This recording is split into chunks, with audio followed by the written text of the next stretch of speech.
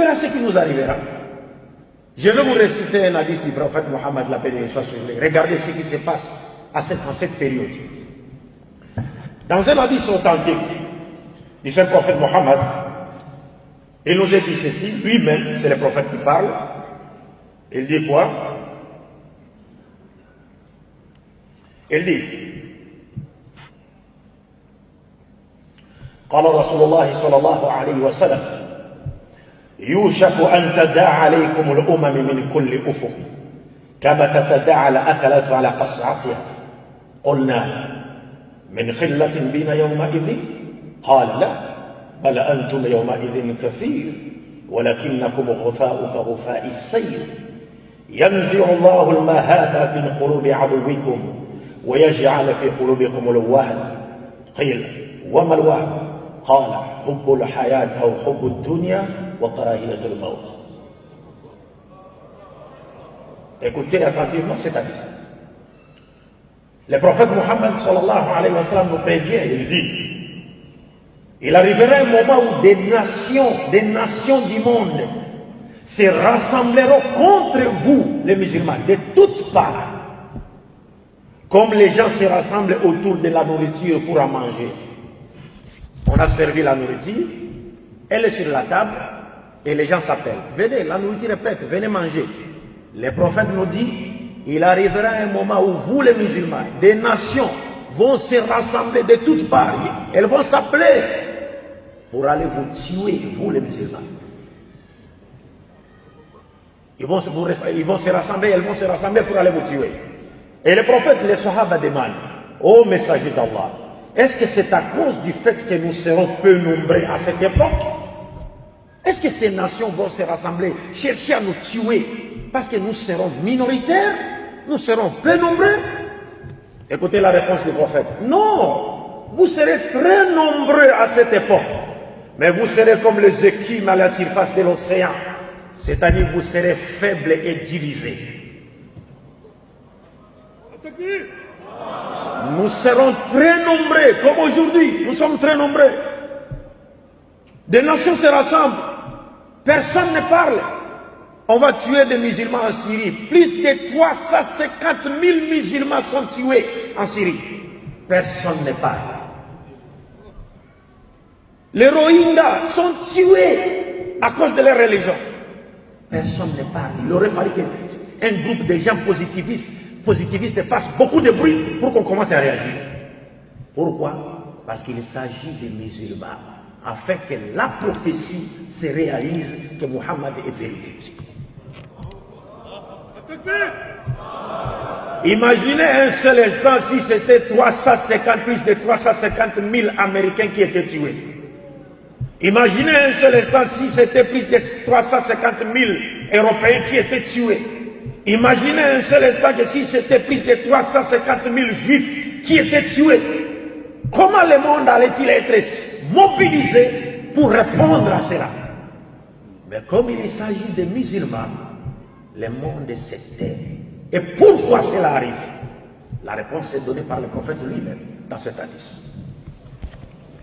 Le prophète continue en disant, et Allah enlèvera de cœur de vos ennemis votre crainte.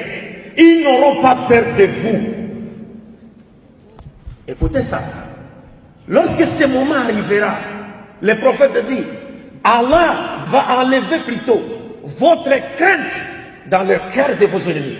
Vos ennemis vous craignez avant, mais il arrivera un moment, ils ne vont plus avoir peur de vous. La antum ashaddu rahbatan fi sudurihim min Allah. Dhalika bi annahum qawmun la yafqahun.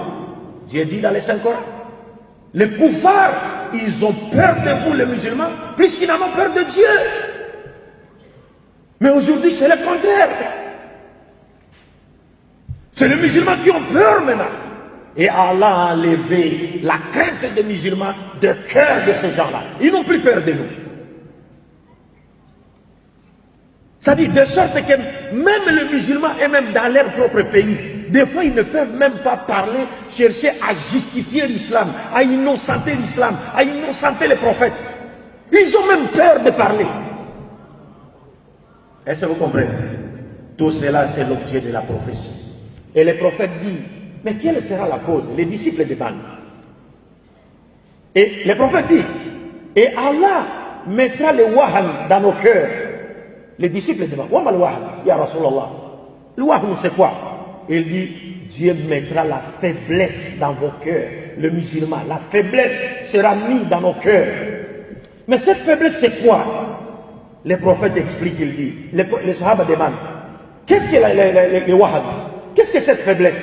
Le prophète répond, l'amour pour ce bas monde et la crainte de la mort. L'amour de ce bas monde et la crainte de la mort. Et les autres ont compris que notre faiblesse, les musulmans, repose dans l'amour de ce bas monde. C'est pourquoi il nous attire tous vers l'amour de ce bas monde. Les intérêts de ce bas monde. Ils savent que si les musulmans s'attachent à l'amour du monde, des choses de ce monde, ils ne cherchent que l'argent, ils ne cherchent je ne sais pas moi quoi, alors leur relation avec Dieu va se dégrader et ils se retrouveront en position de faiblesse et ils peuvent faire de nous tout ce qu'ils veulent ou tout ce qui leur semble bon. Mais, alhamdulillah, le prophète a donné une solution.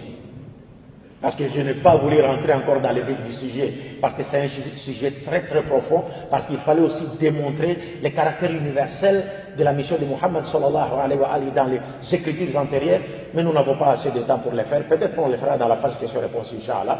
Mais dans les jours à venir, avec d'autres conférences qu'on va donner par la grâce de Dieu, nous allons essayer de développer d'autres thèmes, et aussi avec des étudiants,